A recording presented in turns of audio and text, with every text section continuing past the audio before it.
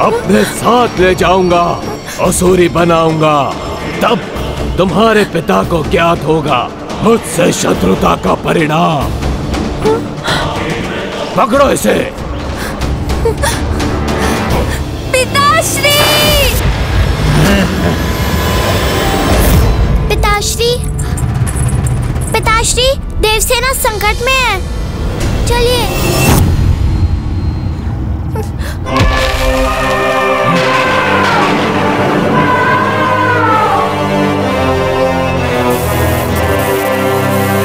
आक्रमण!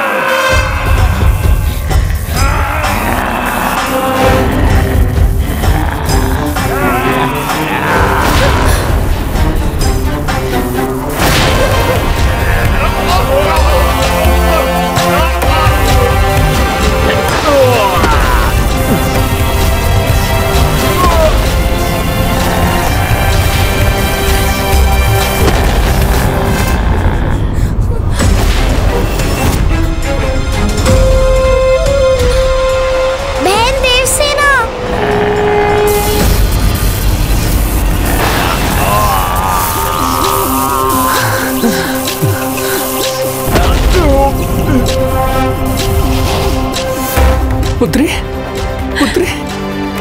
पिताश्री!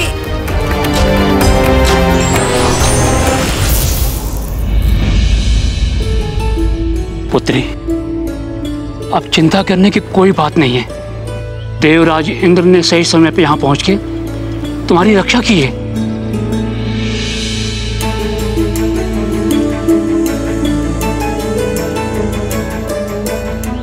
मित्र, आपने मेरी पुत्री की रक्षा की। आपको कोटि कोटि धन्यवाद। आपको तो स्वयं प्रभु का आशीष प्राप्त, जो आपको एक नहीं 2 योग्य पुत्रियां प्राप्त हुई। आपके इन पुत्रियों को देख मेरे मन में भी एक पुत्री का पिता बनने की इच्छा जागृत हुई। आपने मेरी पुत्री देवसेना की रक्षा की। असंख्य असुर मेरे शत्रु हैं। कदाचित मेरी पुत्री आपके पास ही अधिक सुरक्षित रहेगी।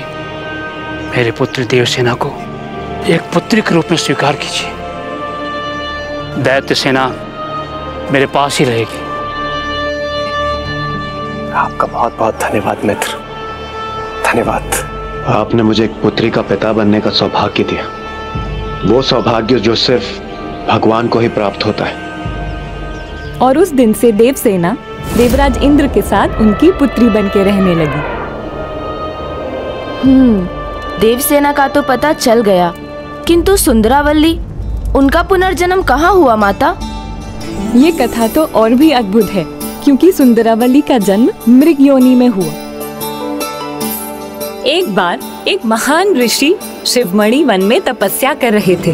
तब उस कड़ी तपती धूप में उन्हें छांव प्रदान करने एक मृग आया, और जब तक ऋषि तपस्या रत रहे उसने उनकी सेवा की एवं छांव प्रदान की। ओम नमः शिवाय। वो तुम ही थे मित्र मृग, जो प्रतिदिन आकर सूर्य की तपती किरणों से मुझे सुरक्षित करते थे। मेरे तप में मेरा सहायक बनने के लिए तुम्हें अनेकों धन्यवाद। फिर ऋषिवर के अंश से उस मृग को एक बालिका प्राप्त हुई, जो सुंदरावल्ली का पुनर्जन्म भी था। जब वो बालिका बड़ी होने लगी तो उसकी माता ने उसे उचित हाथों में सौंप दिया।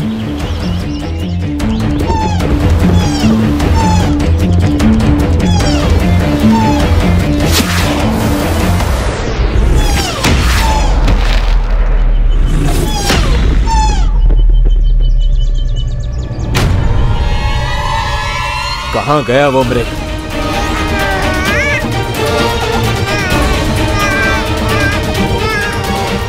ये शिशु क्रंदन कहाँ से आ रहा है?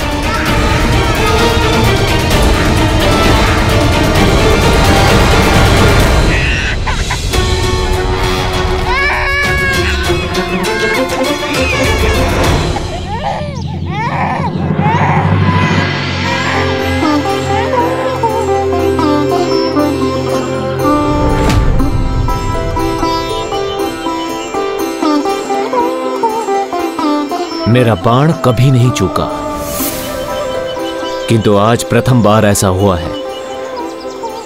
कहीं ऐसा तो नहीं कि ये मृग मुझे यहां तक पहुंचाना चाहता था ताकि मैं इस बालिका को स्वीकार करूं। तुम्हें माता ने मेरे पास भेजा है, मैं तुम्हें बालिका के रूप में स्वीकार करता हूं। आज से तुम्हारा नाम होगा श्रीवल्ली, श्रीवल्ली, श्रीवल्ली, श्रीवल्ली।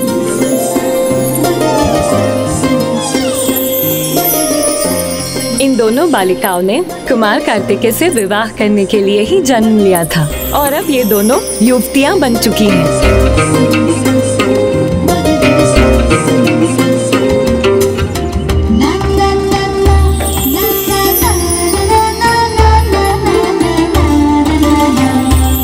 इसलिए आप चिंतित मत होइए देवी पार्वती, आपको अपनी पुत्र वधुएं ढूंढना नहीं है, बस उनका विवाह प्रस्ताव लेकर जाने भर की देर है।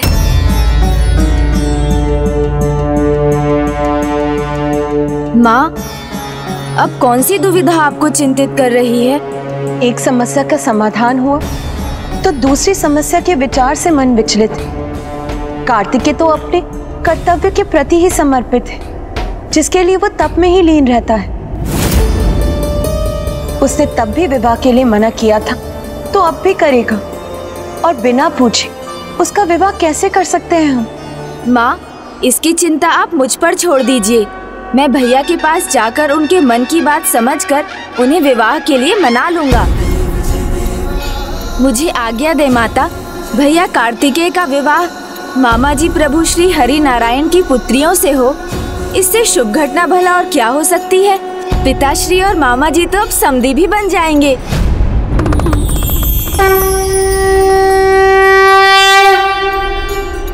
माँ, अब तो मैं भैया को विवाह के लिए मना कर ही आऊंगा। मुझे जाने की अनुमति दीजिए।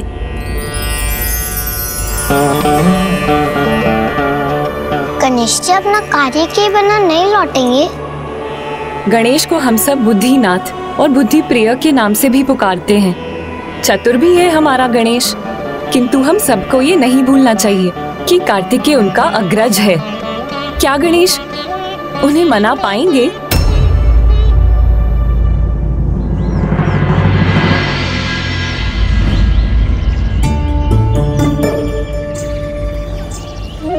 प्रणाम भैया, तनिक ध्यान से बाहर आइए। देखिए कौन आया है आपसे मिलने।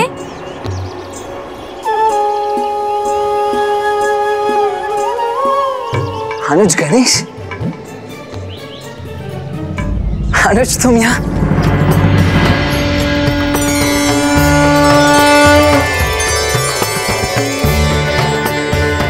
तुम्हें यहाँ देखकर मेरा मन आनंद विभोर हो गया अनुज।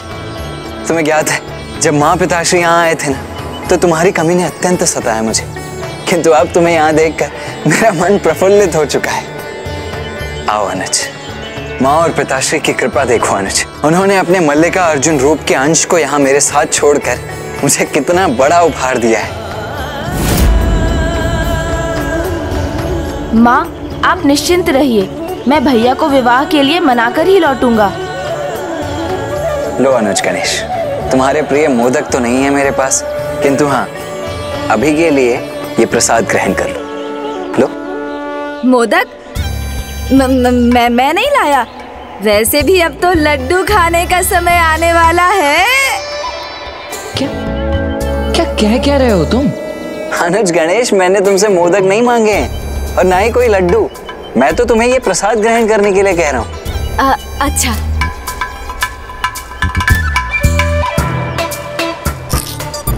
आहा, प्रसाद तो स्वादिष्ट है और अब तो और भी स्वादिष्ट होने वाला है। आहा, वाह।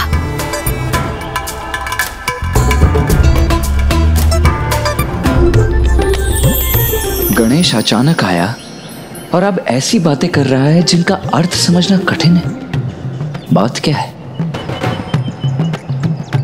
भैया, परिवार की इच्छा के आगे तो सब विवश हो जाते हैं। अब आपने ही तो कहा था ना, इच्छा हो तो आ जाना। इच्छा हुई तो मैं आ गया, और इच्छा तो और भी है।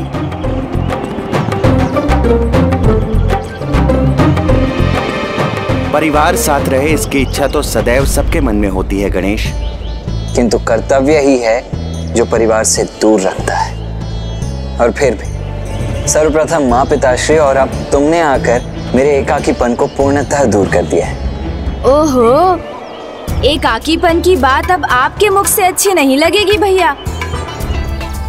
अब आप तो कहीं भी रहें, आपको अब कहाँ एकाकीपन का आभास होगा। वो कैसे? ओहो, ये क्या निकल गया मेरे मुख से।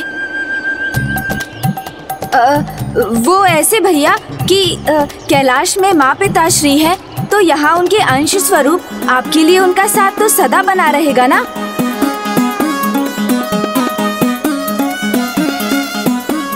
है ना? हाँ अनुज, ये तो माँ और पिताश्री की कृपा ही है मुझ पर, इसीलिए तो ये स्थान मेरे लिए दक्षिण कैलाश के समान है।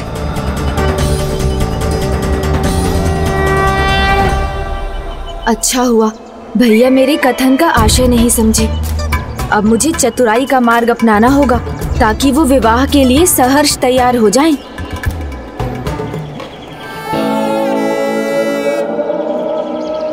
अब पुनः क्या हुआ अनुज गणेश? आज बार बार ये कौन से विचार उठ रहे हैं तुम्हारे मन में? मुझे भी बताओ। अचानक मुझे ऐसा क्यों प्रतीत हो रहा है अनुज, जैसे तुम यहाँ मुझसे मिलने नहीं अभी तो किसी और ही उद्देश्य से आए हो। तुम्हारा शांत रहना मुझे और भी विचलित कर रहा है अनुज। क्या करूं, क्या कहूं? भैया को मनाने की योजना कहीं आरंभ के साथ ही असफल ना हो जाए। बताओ गणेश, किस उद्देश्य से आए हो तुम यहाँ? मेरा क्या उद्देश्य होगा भैया? मैं तो बस इतना चाहता हूँ कि आप विवाह कर लें, मुझे भाभी श्री मिल जाएं। क्या विवाह भाभी? अनुज गणेश, तुम ये सब कह क्या रहे हो? तो अब समझा, तो तुम यहाँ मुझे विवाह के लिए बाध्य करने आए हो, है ना? नहीं भैया, बाध्य करने नहीं, बस एक निवेदन है मेरा। अच्छा, निवेदन? ये किस प्रकार का निवेदन है अनुज? निवेदन विवाह करने के लिए? नहीं भैया, नहीं। स्पष्ट कहो अनुज, यही कहना चाह रहे हो ना तुम? हाँ भैया, मैं हूँ तो आपका अनुज, किंतु आप मुझे बुद्धिमान मानते हैं, तो मेरी बुद्धि के अनुसार आपको विवाह कर ही लेना चाहिए। अच्छा, तो ये तुम्हारा निवेदन है या सुझाव या फिर संदेश? नहीं, निवेदन ही है और सुझाव भी। नहीं गणेश, व्यर्थ है तुम्हारा ये निवेदन, क्योंकि मेरा निर्णय स्पष्ट है, मैं अभी विवाह नहीं करूंगा।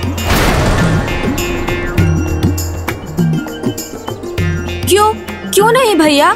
क्योंकि अनुज, मैं ईश्वर भक्ति के साथ अपने लक्ष्य और कर्तव्य पर ध्यान केंद्रित करना चाहता हूँ। किंतु भैया, मैं तो विवाह करने के लिए कह रहा हूँ, ईश्वर भक्ति छोड़ने के लिए नहीं। मैंने कह दिया ना अनुज, मुझे विवाह नहीं करना है तो नहीं करना है।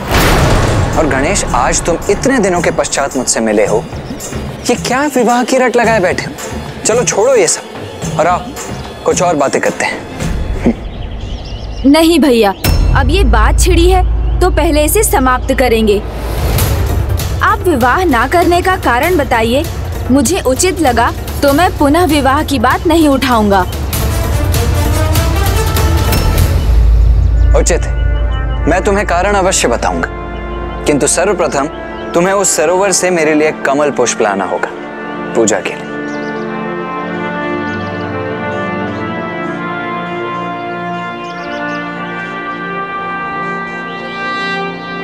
उचित है भैया।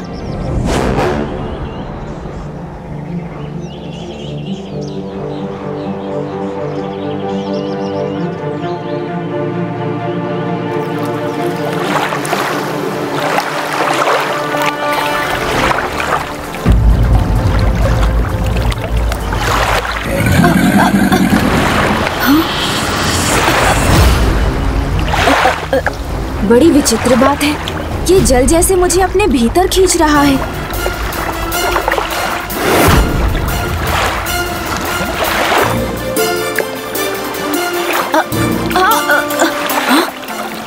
कुछ है मेरे पांवों के निकट।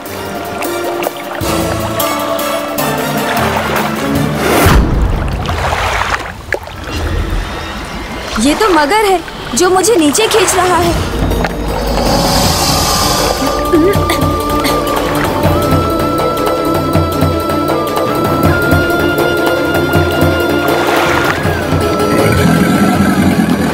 दूर हटो मगर, तुम्हारा अहित नहीं करना चाहता। बस भैया का कार्य कर लौटने दो मुझे।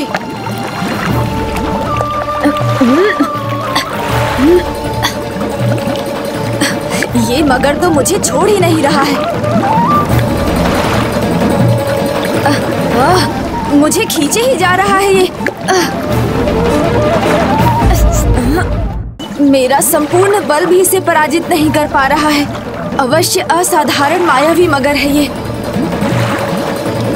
मुझे भैया से ही सहायता मांगनी होगी। भैया, मेरी सहायता कीजिए।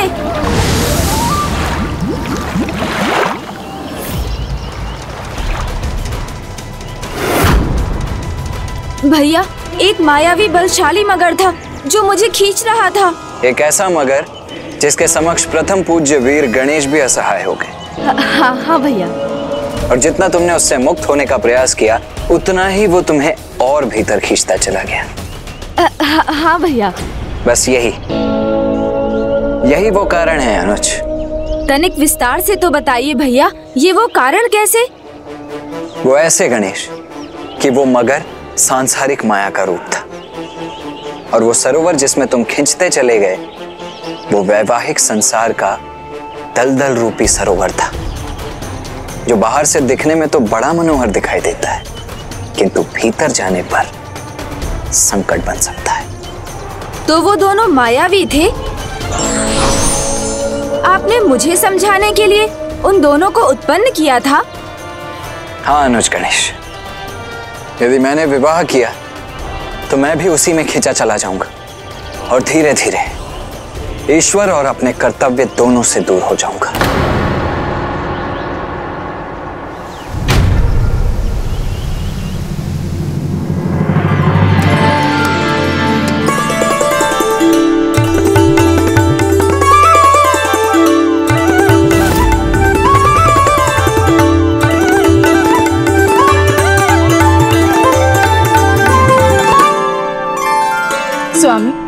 देखते ही देखते हमारी पुत्री कब विवाह के योग्य हो गई, हमें पता ही नहीं चला।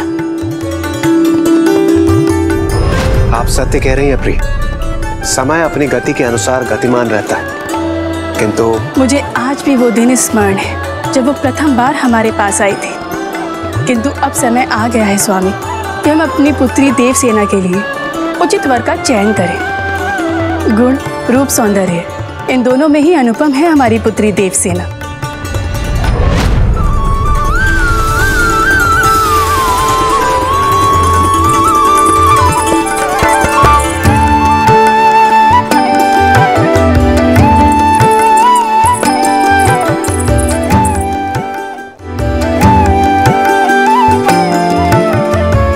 पुत्री कितनी भी बड़ी क्यों ना हो जाए, एक पिता की दृष्टि में वो सदैव एक बालिका ही रहती है। मेरी पुत्री देवसेना अभी भी बाल क्रीड़ा ही कर रही है। उसमें और पुत्र जयंत में तनिक भी अंतर नहीं है। दीदी, मुझे भी क्रीड़ा करनी है।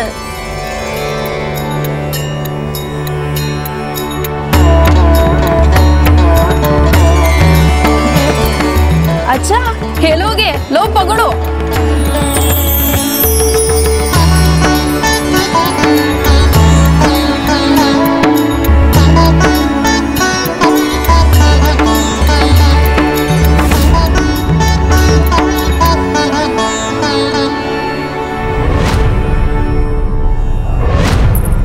भ्राता जयंत को कोई नहीं सताएगा।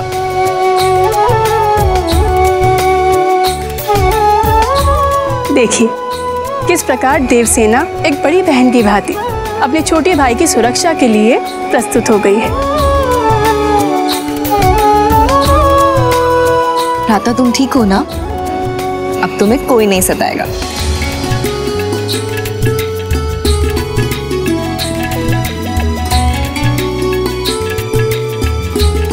तुम लोगों ने पुष्प कंदुक तो व्यर्थ कर दिए, अब हम क्रीड़ा कैसे करेंगे? चिंता मत करो दीदी, मैंने एक बचा ली थी। मुझे दो, मुझे। राधा इधर, मुझे राधा।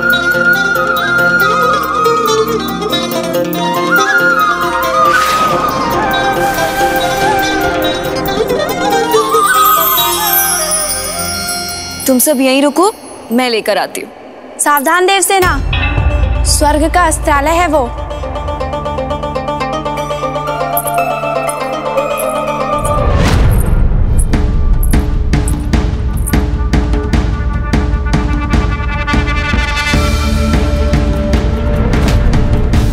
इतने सारे अस्त्र,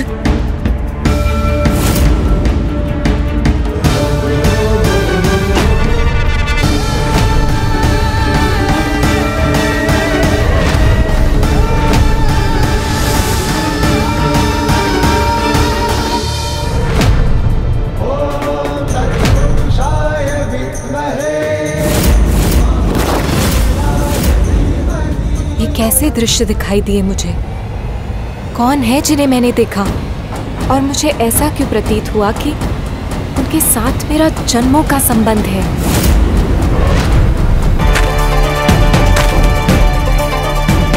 स्वामी, क्या ये हमारे लिए कोई संकेत था? क्या कुछ ऐसा है जो हम समझ नहीं पा रहे हैं, जो देवसेना और कुमार कार्तिकेय को जोड़ता है?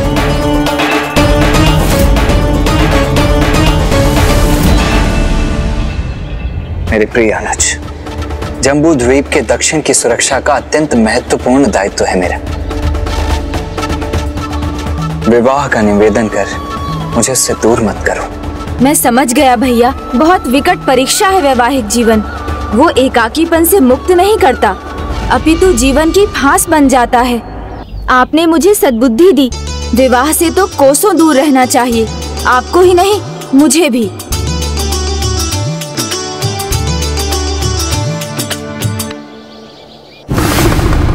गणेश आ गया, अर्थात उससे कार्तिकेय को मना ही लिया होगा।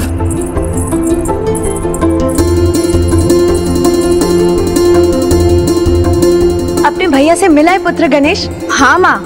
तुमने उन्हें बताया विवाह के बारे में? हाँ माँ, बताया। मान गए वो? हाँ माँ, मान गए, भैया भी और मैं भी। मान गए? तुम दोनों? यही कि विवाह एक बहुत बड़ा माया जाल है, इसलिए अब आपके दोनों पुत्र कभी विवाह नहीं करेंगे।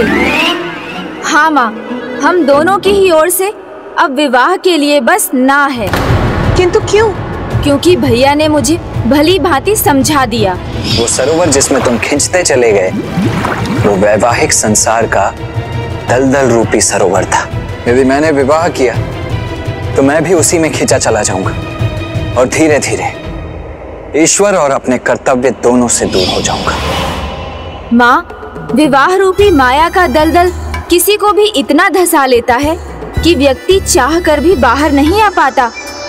एक बार इसमें उलझ गए तो ईश्वर और कर्तव्य दोनों भूलने होंगे और माया संसार के बंधन में बंदी बनकर रह जाएंगे। नहीं पुत्र, विवाह कर्तव्य से दूर नहीं करता, उसे पूर्ण करता है। विवाह भगवान से दूर नहीं करता, हमें उनके निकट ले जाता है। किंतु माँ, भैया ने तो कहा था विवाह मायावी बंधन है। पुत्र, विवाह तो पावन बंधन है जो दो आत्माओं को संबंध में बांधकर उन्हें पूर्ण करता है। जैसे मैं और तुम्हारे पिता एक दूसरे के पूरक हैं और कठिनाइयों में पति पत्नी एक दूसरे के लिए शांति स्थान है। जिसे जीवन संगिनी के रूप में चुना, उसके साथ जीवन साझा करना तो सुख और शांति का कारण होता है। और किसी को सुख देना, शांति देना, इससे अधिक धार्मिक और क्या हो सकता है पुत्र? इसीलिए विवाह तो धार्मिक कार्य है पुत्र। इसीलिए पत्नी अथवा अर्धांगिनी को धर्म संगिनी और पत्नी को धर्म संगी भी कहा जाता है। इतना ही नहीं, कोई भी पूजा, व्रत या यज्ञ तब तक पूर्ण नहीं होता जब तक पत्नी का साथ नहीं होता है पुत्र। नारायण अवतार श्री राम भी इससे अछूते नहीं थे पुत्र। उन्हें भी अपना अश्वमेध यज्ञ पूर्ण करने के लिए देवी सीता की अनुपस्थिति में उनके स्थान पर स्वर्ण मूर्ति रखनी पड़ी थी। और ये भी स्मरण रहे पुत्र कि जीवन के चारों आश्रम ब्रह्मचारी, गृहस्थ, वानप्रस्थ और सन्यास अत्यंत महत्वपूर्ण है। विवाह उपरांत सन्यास आश्रम में प्रवेश करने पर मोक्ष का मिलना सहज हो जाता है। और यही नहीं, मातृ और पितृ ऋण चुकाने के माध्यमों में विवाह एक सर्वोत्तम माध्यम है, क्योंकि विवाह के बाद कोई माता पिता बनता है, तब अपनी संतान का भली भांति पालन पोषण करने पर ही कोई मातृ और पितृ ऋण से मुक्त होता है। इसलिए विवाह ना ही तो कर्तव्य से दूर करता है और ना ही ईश्वर भक्ति से, अपितु विवाह करने से तो सभी कर्तव्य पूर्ण होते हैं। हाँ, आप भी उचित कह रही है माँ। फिर तो भैया को ही नहीं, मुझे भी विवाह करना चाहिए। शीघ्र ही मेरा भी विवाह करवा दीजिए। हाँ पुत्र, किंतु तुम्हारे विवाह की चिंता तो तब करेंगे ना जब उसका उचित समय होगा, और वो समय अभी नहीं है। अभी कार्तिकेय के विवाह का समय है। आपने उचित कहा माँ, किंतु भैया उन्हें समझाना, उनका निर्णय बदलना तो बहुत कठिन है। उन पर मेरी या आपकी बात का प्रभाव नहीं पड़ेगा, किंतु यदि पिताश्री यहाँ होते तो मैं उनसे निवेदन करता, पर वो तो अभी यहाँ है ही नहीं। नहीं गणेश जी, महादेव यही है, वो देखिए।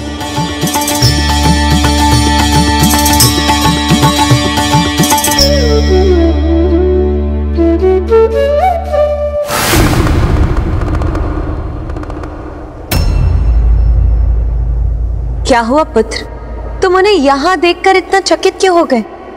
क्योंकि भैया कार्तिकेय के पास से लौटते समय तो मैंने पिताश्री को मार्ग में देखा था, सनकादिक कुमारों के साथ।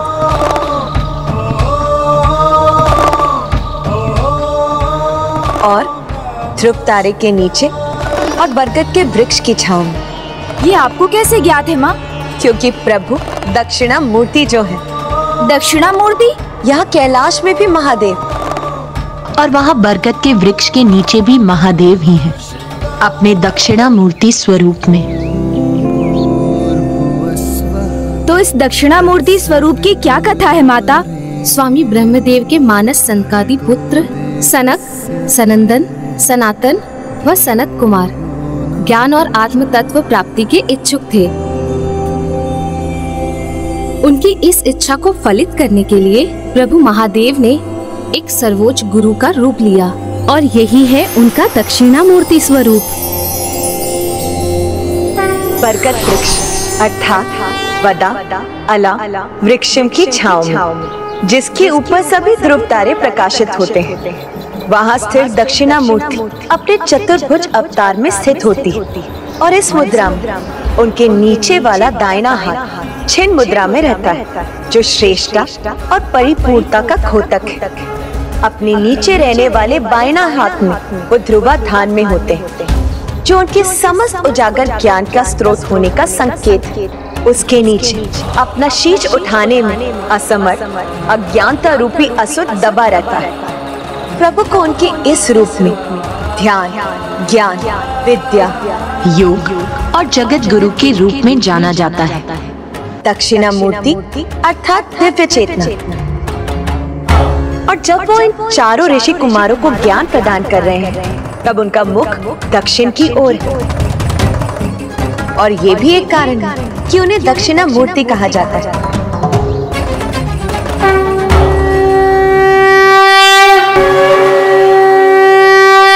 अर्थात जब तक प्रभु दक्षिणा मूर्ति सनत कुमारों को ज्ञान प्रदान नहीं कर देते, तब तक हम भैया के विवाह की चर्चा उनसे नहीं कर सकते। और पुत्र, यदि प्रभु इस विषय में कुछ करना चाहेंगे, तो वो स्वयं हमें संकेत दे देंगे।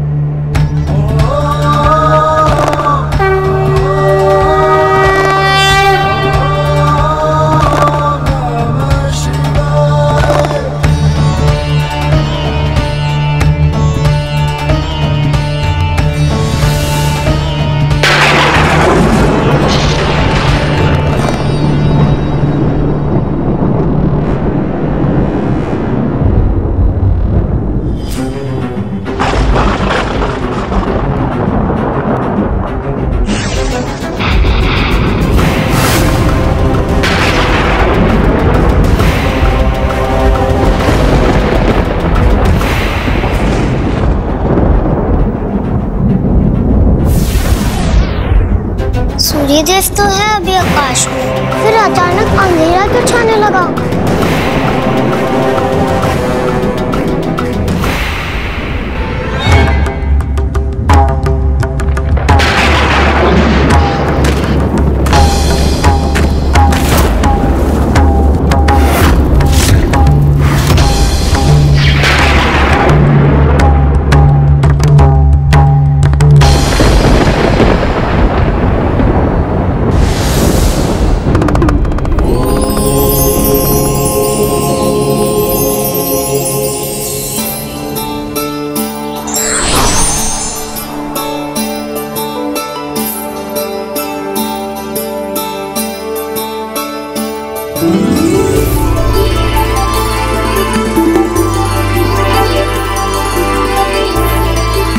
क्या उस क्षणिक अंधकार से प्रभु ने हमें किसी संकट का संकेत दिया था माँ?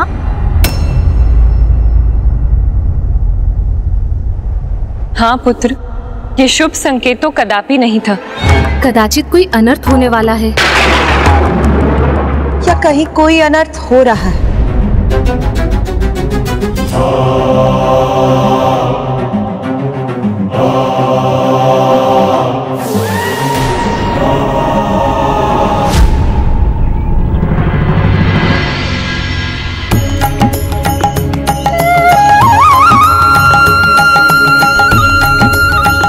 पिताश्री, ये कैसा अद्भुत स्थान है जहाँ हम जा रहे हैं? पुत्र, इसका ज्ञान तो हमारा मार्गदर्शन करने वाली तुम्हारी बहन को ही है। बताओ पुत्री, ये तुम कहाँ लेकर आई हो हमें? मेरी कल्पनाओं का उपवन है ये। कल्पनाओं का उपवन? हाँ पिताश्री, जहाँ आपकी पुत्री देवसेना आपका पूर्ण हृदय से स्वागत करती है।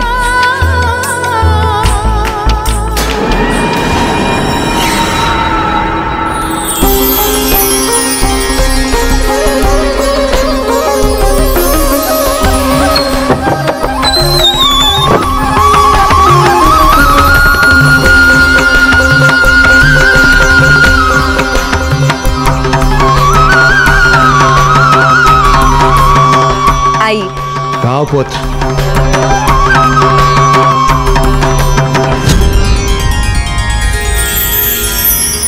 अद्भुत, सर्वथा अद्भुत, आकर्षक, मनमोहक स्थान है ये।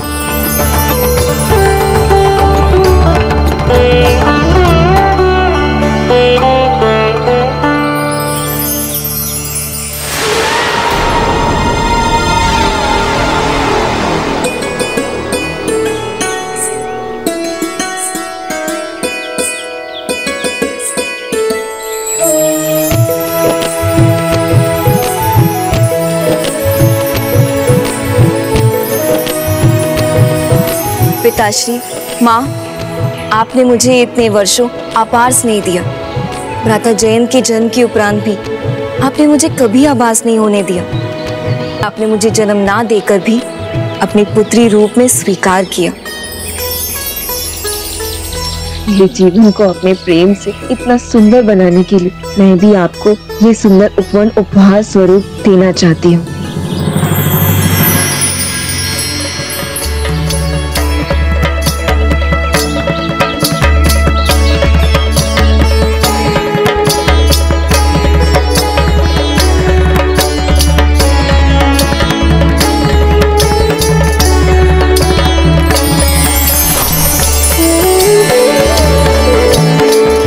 तनिक भी संकोच मत कीजिए, अपने भीतर छिपे बालक को जागृत कीजिए और इस स्थान का पूर्ण आनंद उठाइए।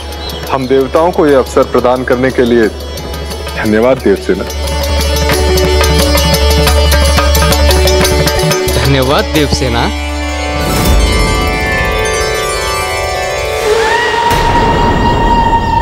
आनंद, अपार आनंद आ रहा है हमें। यह अद्भुत उत्सव समान वातावरण अत्यंत सुखमय है।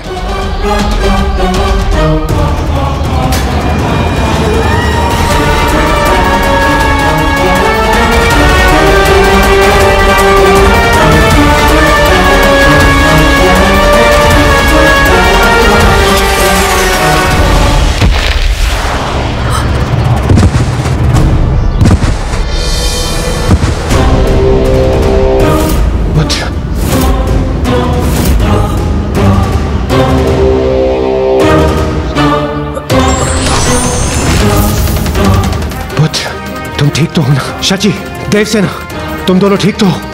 हाँ पिताश्री। ये क्या था इंद्रदेव? ये कोई शत्रु का आक्रमण था। कोई आसुरी शक्ति जो आपके परिवार पर आक्रमण करने आई और अब चली गई।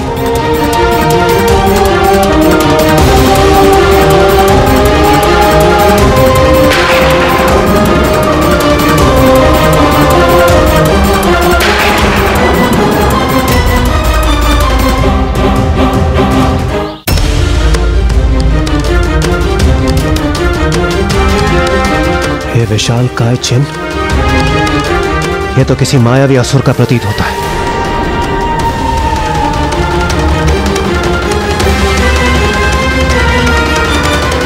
सावधान देवगढ़, पुनः अंधकारी छाया प्रकट हो रही है।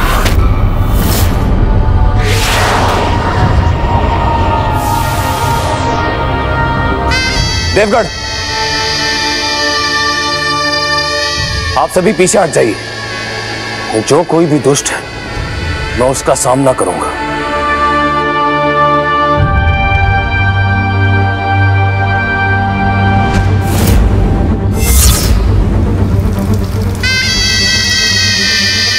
मैं इस दुष्ट के हाथों से जल की एक एक बूंद को खींचकर इसे शिथिल बना दूंगा।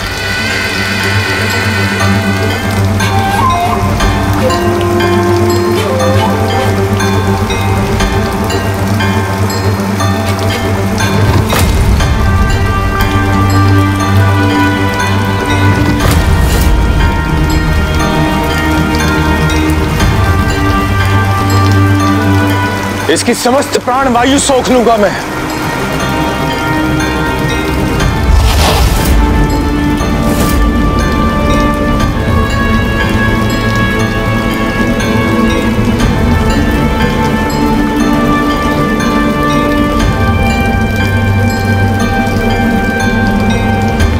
अपशक्त होकर ये दुष्ट कुछ भी नहीं कर सकेगा।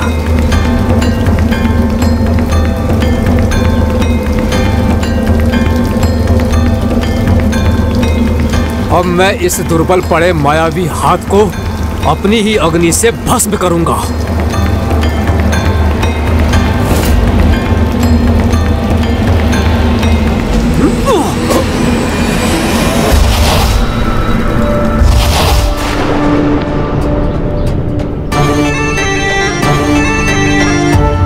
ये भयंकर मायावी हाथ भयभीत होकर लौट गया।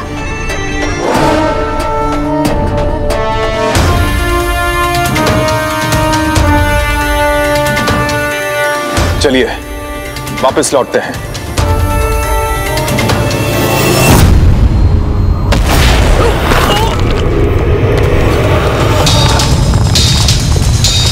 देवगढ़! देवगढ़!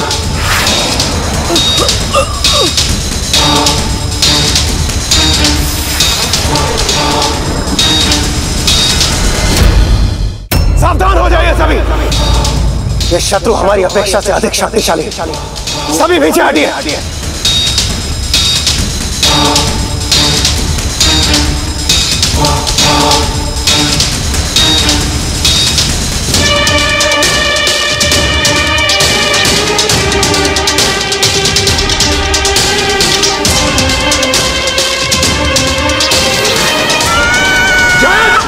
नहीं, मैं तुम्हें जैद को नहीं ले जाने दूंगा। पिताजी रक्षा कीजिए। पिताजी, इस दुष्ट से मुझे मुक्त कीजिए। नहीं, जैद! सूर्यदेव, हमें जैद की रक्षा करनी होगी। आइए, मेरी सहायता कीजिए।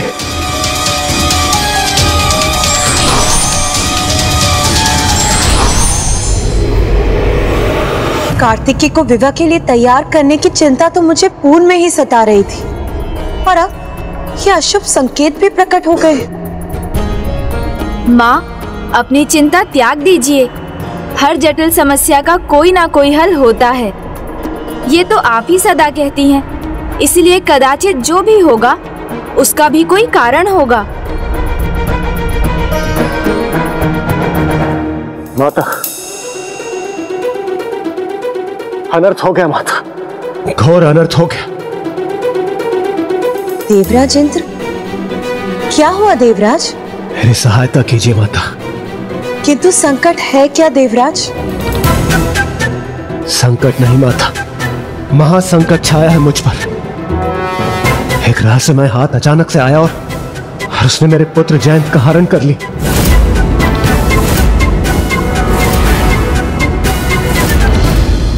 वरुण देव, वायुदेव, अग्निदेव जिन्हें उस हाथ में उछाला था, वो कहाँ है किसी को ज्ञात नहीं है माता। वो किसका हाथ था इंद्रदेव? ये मुझे ज्ञात नहीं है माता।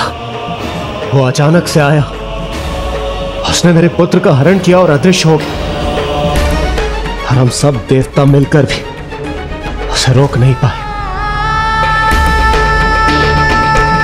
माता, कृपया मेरे पुत्र की रक्षा कीजिए, रक्षा कीजिए माता, रक्षा कीजिए मेरे पुत्र की।